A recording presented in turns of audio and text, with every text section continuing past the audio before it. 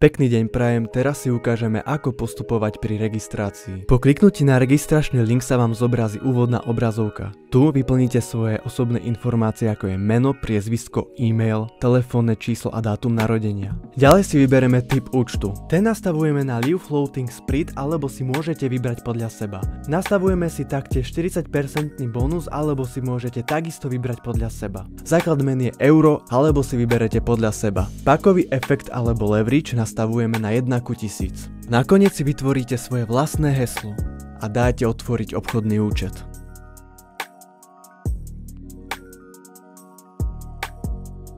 Ďalším krokom je overenie. Klikneme na overenie profilu. Následovne vyplníme všetky údaje, ako ukazujeme na videu.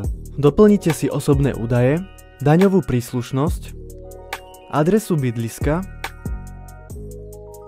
údaje o zamestnaní, finančné údaje, skúsenosti s obchodovaním a investičné znalosti.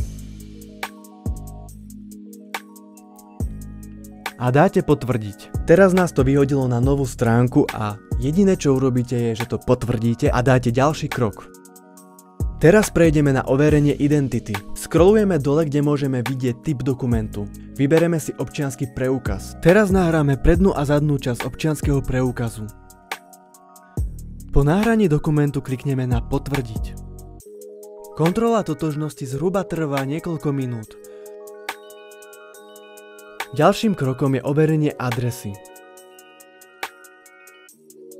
Keď scrollujeme dole, môžeme vidieť typ dokumentu. My sme vybrali výpis bankového účtu.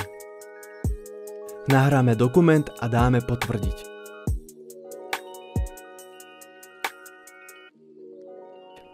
Potom ako nám overia adresu, sa môžeme presunúť ku poslednému kroku a tým je depozit.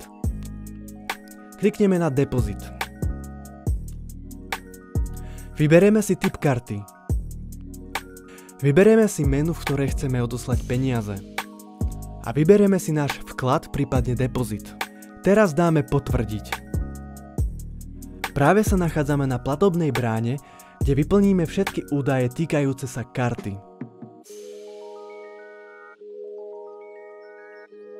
Keď ich vyplníme, dáme zaplatiť.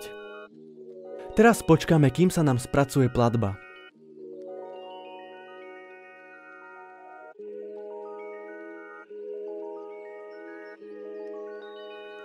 Práve sme úspešne odoslali naše peniaze na obchodný účet. Práve môžete vidieť, že vaše peniaze sa nachádzajú na vašom obchodnom účte. Teraz môžeme začať obchodovať.